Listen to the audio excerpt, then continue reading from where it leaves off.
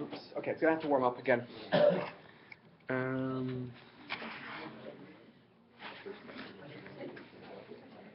we go.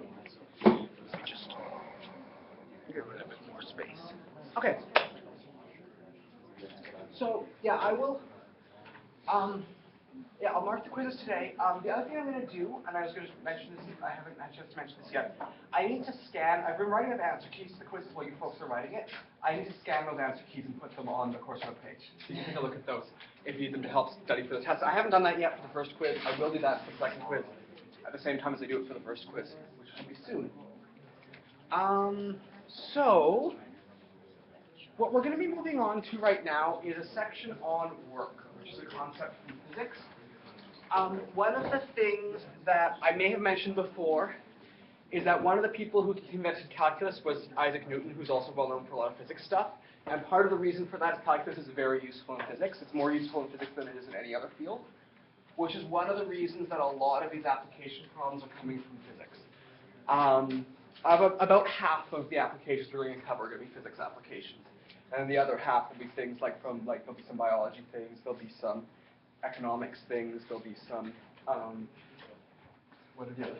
I'm trying to think how to describe it. Just chemistry. Well, there's a little bit of chemistry. The only thing I've got that's chemistry is like measuring the amount of heat energy that's in something, which is kind of like, it's kind of, what you would call it, it's physical chemistry, so it's very, yeah, it's on the physics end of chemistry, so, but yeah. Anyway, so, anyway, most of that stuff's going to be coming up on Thursday's class. Today's class is almost all physics stuff. Today's class is dealing with work for the most part.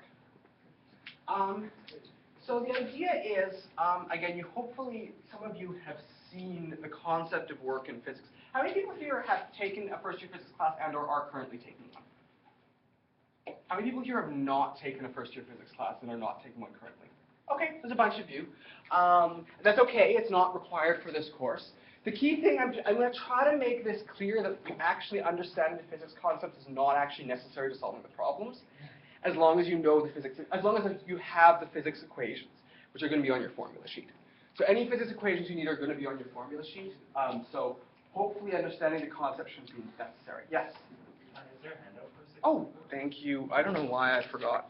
I'm getting worse at this. I don't know why. Whether my concentration's lagging or whatever, but anyways. So the key thing that we're going to be learning how to do in section 6.4 is how to measure something like the work done in compressing a spring from a length of 50 centimeters to a length of 40 centimeters. And what's going to be going on here is that the force that the spring is exerting, for those who have taken physics, you probably know this, that the more you compress a spring, the greater the force it's going to be exerting. The more you stretch it, the larger the force is. So the idea is, for those who are taking physics, usually work is just force times distance. When you're doing work on a spring, the problem is the force is changing as the longer the distance you compress it is. So the force here is a function of x, 3.2x. And that's why we need integrals to solve these sorts of problems, because whenever the force is not just a constant, but is something which depends upon x, we're oftentimes going to need integrals in order to solve the problems. So, again, just to mention work's concept from physics, work describes the amount of effort required in moving an object. So work is always a product of the force you're exerting on the object times the distance over which the object moves.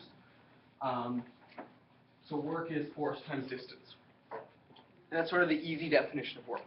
Now the problem is, of course, if force and distance are both just constants, or both just nice round numbers, multiply them, you get the work. But if they're functions, if they depend upon some other variable, we've got to do something more difficult. So if the force is doing the work as a constant, for every distance traveled, work's easy to calculate. Or if the force changes as the object moves, in such a situation, we can't calculate work just by multiplying two numbers. We need to come up with an integral to calculate the amount of work done. That's the idea. So if the force is changing over the course of the distance, you're going to need to come up with an integral to actually measure the amount of work. Any questions about this before I move on? The key thing I want to mention is really, like from this slide, the only thing you really need to know is this, right? The work is the force times the distance. That's sort of the sum total of the physics you actually need to sort of understand is that equation, and that equation is going to be on the formula sheet. So hopefully you don't have to worry too much if you don't know physics.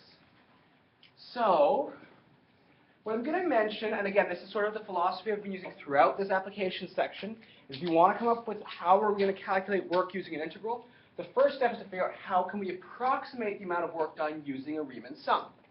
And the idea is what we do is we come up with an interval from A to B. So imagine we've got some box, and it's on a spring, and what we're doing is we're compressing the spring from that long to, this long. So originally it was a really long spring, we compressed it to point A. So the idea is the box is moving from point A to point B. And what we're going to do is, if we want to measure the amount of work done, is we're going to take that interval from A to B, and we're going to cut it up into a bunch of different subintervals. And we're going to measure the amount of work done going from here to here, the amount of work done going from here to here, the amount of work done going from here to here, from here to here, from here to here, from here to here, from here to here, add them all up to get a Riemann sum. So what we're going to do is, if we're going from, say here to here, the box is approximately here at that time. Right? The box is approximately at a sample point, which we can call xi star. If the box is at xi star, we can figure out how much force does the spring exert at xi star. Right? Because the force depends upon where the box is. The more the spring gets compressed, the higher the force is. So here we can measure the force based upon the box being at this location. Right? So we can measure the force at that sample point. If we measure the force at the sample point and we multiply by the distance between these 2 points, that gives us an approximation of the amount of work done going from here to here. And that gives you the amount of work done on this interval. If you want to get the amount of work done on all the integrals, you've got to add all these things up. So this f of xi star here represents the force at that point xi star. And delta x is the length of this interval.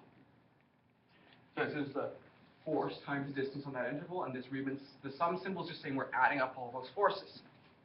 Now we can take a Riemann sum and we can turn it into an integral.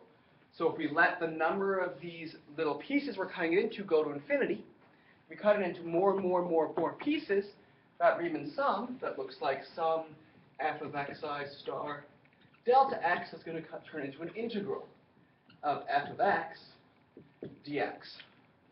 And the integral is going to go from point A to point B, from where the box starts to where the box ends. So the idea here is just like we could integrate area to get volume, we can integrate force to get work. That's what this is basically telling you.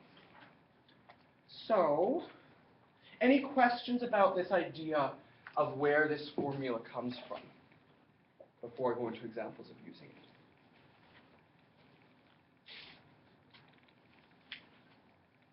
Okay. So, I've got 2 examples here.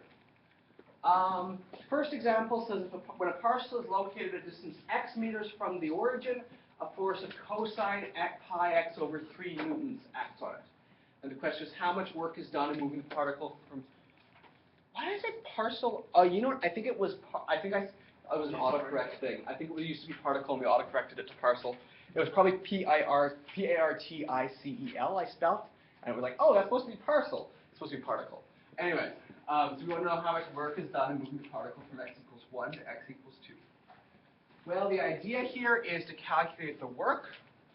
All we need to do is we need to take that formula for the force, and we need to integrate it.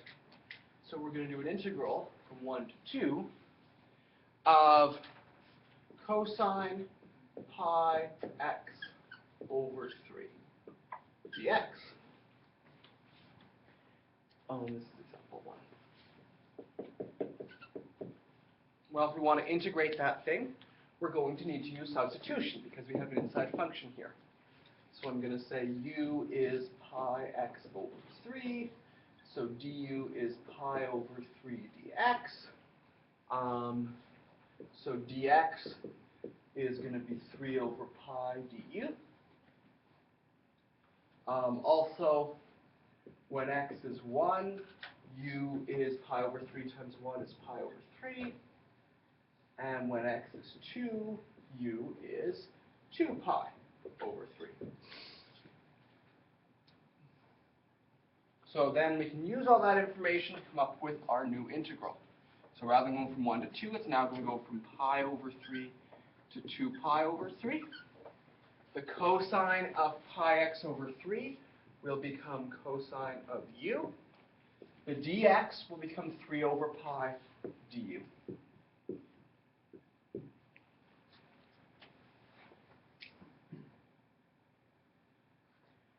Then, if we want to integrate it, well, the 3 over pi will just come out front as a constant. The antiderivative of cosine u is sine u. And we've got to do this from pi over 3 to 2 pi over 3. So that's going to give you 3 over pi times sine 2 pi over 3 minus sine pi over 3. So we've got to figure out what is sine of 2 pi over 3. Well, if we visualize that on the unit circle, so here's pi over 3. 2 pi over 3 is here, right? The sine is the y-coordinate at this point.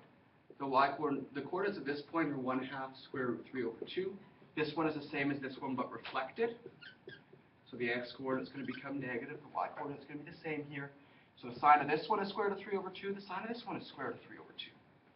So it turns out to be 3 over pi times square root 3 over 2 minus square root 3 over 2, which turns out to be 0. So in this case, there was no work done in getting the particle from point A to part B. Now the reason for this is if we actually sketch the graph of this thing,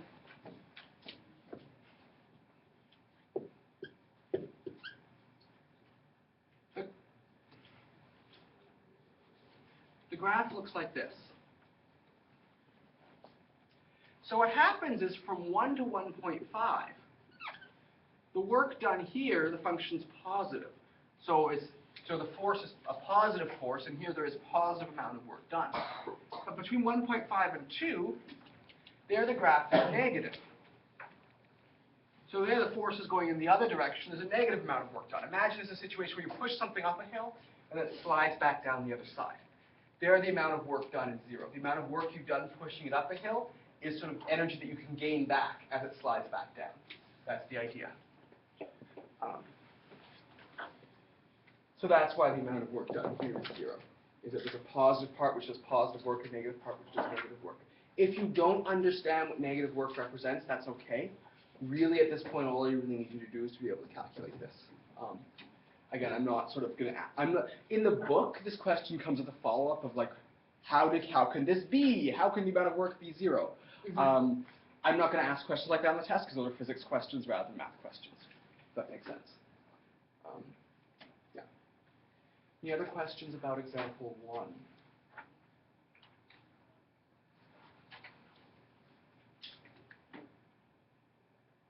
Okay.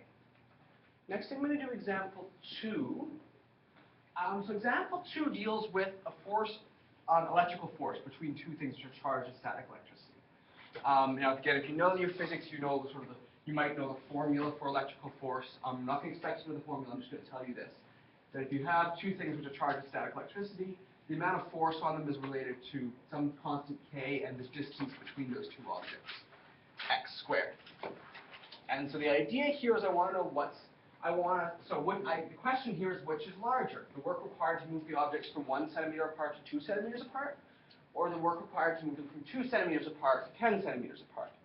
Right? Which of those two things is larger? Well, basically, what I need to do is I need to calculate two different things.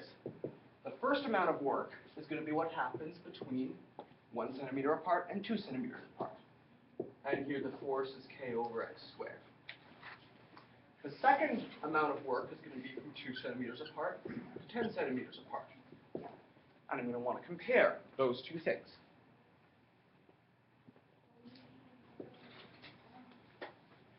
So, for the first one, the first thing to mention is that k over x squared can also be written as kx to the negative 2. And if we take the antiderivative of kx to the negative 2, That's going to be kx to the negative 1 over negative 1. And if we plug in 1 and subtract, we get k times 2 to the negative 1 over negative 1 minus k times 1 to the negative 1 over negative 1. 2 to the negative 1 is 1/2. This turns out to be negative 1/2 k. These negatives will cancel, plus k, negative 1/2 plus k. 1k is 1/2 a k. Right, we go down 1/2 a k, we go up another k, we get to positive 1/2 k. So that's what we get for that first amount of work. It's going to be 1/2 of k, whatever k is. Again, k is going to depend upon things like how much electrical charge these two static electricity things have, that sort of stuff. So for the second one, we're doing the same thing, but now we're integrating from 2 to 10. Kx to the negative 2 dx. It's going to be the same antiderivative, kx to the negative 1 over negative 1, but here we're doing it from 2 to 10. So here we're going to have k times 10 to the negative 1 over negative 1 minus k times 2 to the negative 1 over negative 1. 10 to the negative 1 is 1/10, so this is negative 1/10 of a k. 2 to the negative 1 is 1/2. These things make it positive, so plus 1/2 of a k. 1/2 of a k is actually 5/10 of a k. 5/10 minus 1/10 is 4/10, which is the same thing as 2/5 of a k. So the question now is, which of these two things is larger? Well, 1/2 of a k is bigger than 2/5 of a k. So the work done from 1 centimeter to 2 centimeters is larger. Which a lot of times surprises people, that it takes more work to move them like this than it does to move them like this. Right? From 1 centimeter apart to 2 centimeters apart requires a lot more work than from 2 centimeters apart to 10 centimeters apart. And the reason is because the force is a lot stronger when they're closer together. That's the idea here. That's the reason it requires more work to do it from 1 to 2. Any questions about this example?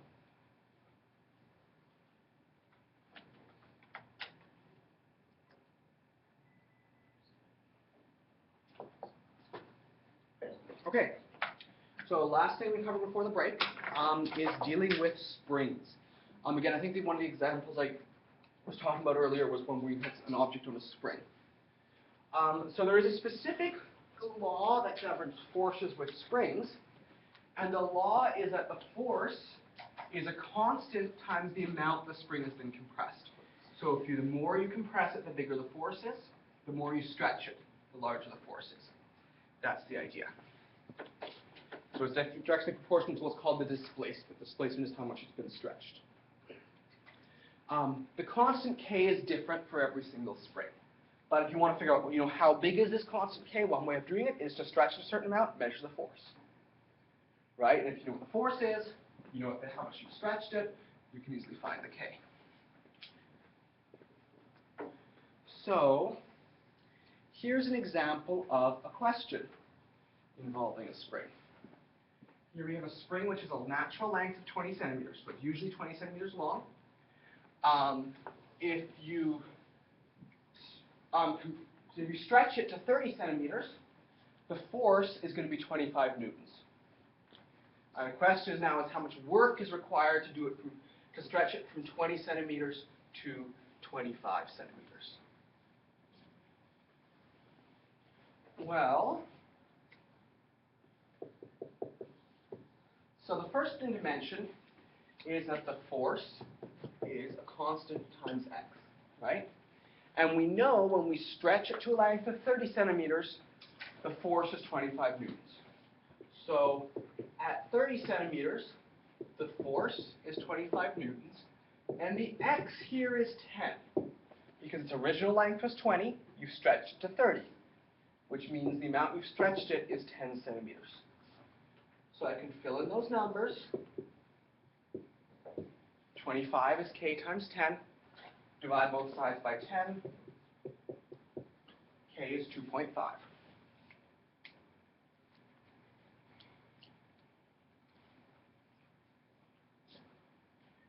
So, the next thing we're going to need to do is we're going to need to measure how much work is required to stretch it from 20 centimeters to 25 centimeters. Well, 20 centimeters is when x is 0. That's when it's not stretched at all. 25 centimeters is when x is 5. That's when it's been stretched by 5 centimeters. So the integral here is going to go from 0 to 5. And again, we're going to integrate the force. The force here is 2.5x. Integrate with respect to x.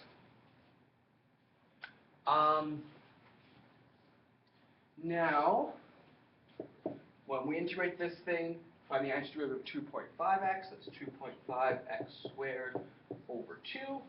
This thing's got to go from 0 to 5.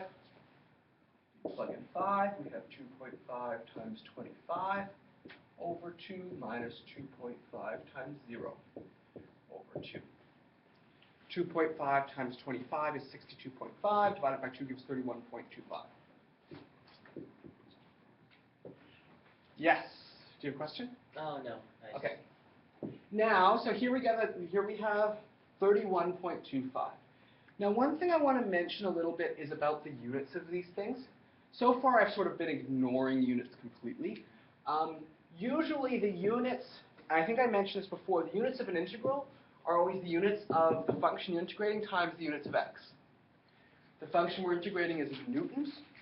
The x is in centimeters. So the units of this thing are newton centimeters. Sometimes the book might want your answer in what are called Newton meters. Newton meters are also known as joules. So sometimes you get an answer that's not quite the same as what you see at the back of the book, or not quite the same as what Webasine wants, and the reason is oftentimes because of the units. So a Newton centimeter is 1 over 100th of a Newton meter. So this is actually 0.3125 Newton meters. On the test, I'm not going to worry about units. As long as you haven't, if I do want you to worry about units, I'll say, hint, please convert to meters before you do anything, or something like that. Another way to do this entire question is if you're confused as to how to convert units at the end, just convert all the units at the beginning. Convert this into 0.3 meters. That'll give this k will be 0.025 rather than, so the x here will be 0.1 meters, 10 centimeters. Convert this to be x is 0, this to be x equals 0.05. And you do that, you'll get this answer. If you just sort of change the units of everything. If you don't change the units of everything, as long as your answer is valid in some set of units, I'll mark it as correct on the test. But Webasine is more picky than I am. So for Webasine, make sure, now usually Webasine will actually fill in the units for you and just leave you a blank in front of the units. So it's telling you what units they want you to be in. But yeah, make sure if you're not in the right units that you do convert to the right units. Any other questions about this spring example? Can you just tell me the units in imperial? Yes. So the forces in imperial are measured in pounds. The centimeters are measured in inches. So this would be, 30 centimeters would be, how many inches? It's not quite, it's about 12. Is it exactly 12? Pretty much. Okay, I was going to say, I was thinking it's like either a little bit more or a little bit less than a foot. I couldn't figure out which. It's 2.54 centimeters. Okay, so it is exactly a foot. This is a foot, 1 foot. This 25 newtons would be how many pounds? Now that's where I'm going to have, that's about 5 pounds-ish, because about 2.5 kilograms of weight, which is about 5 pounds. So then in imperial, this would turn out to be, oh boy, this would be about, 0.5x here.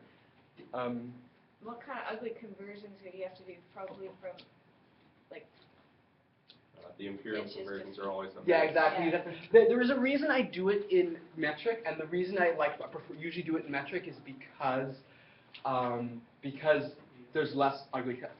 You don't have to divide by 12 ever. You don't have to whatever the number of feet in a mile is that I never remember. You don't have to worry about that. Everything's in tens or hundreds. But and to be honest, you shouldn't, because I'm asking you to just not worry about units. You shouldn't be too much of a problem. The book has some questions that are in imperial, and I've sort of given you the information on the handout to deal with the ones that are in Imperial, like things like what the density of water is in Imperial and stuff like that. I will, again, I know that for folks who are used to using Imperial all the time, it definitely helps to visualize it, if you sort of know the stuff in Imperial, and I can definitely do some rough conversions for you. No, I hate Imperial. Okay. It's just that my kid is in mechanics and everything's Imperial. yeah. In the real world, dealing with Yeah, Americans. no, exactly, exactly. No, this is where, if you're in, if you're in like, if you're in mechanics, stuff like that, it's all in Imperial. If you're in like science, it's all in metric though. And I guess this course is more, I guess it's more like the science stuff, so that's why we're using metric all the time. That's part of it, and part of it's just because it works mathematically nicer. But yeah. Anyways, but yeah, this would be about 1 foot. This would be about 5 pounds. Yeah. Okay. Any other questions before the break? Great. I have some written assignments to hand back. I posted up the marks on Friday when I finished marking them. Anyone who submitted them via email, I just sent you an email back to you. That's easier for me than printing it out. But for those who submitted them in paper, I have paper copies to hand back. I'm going to stop this recording before I hand them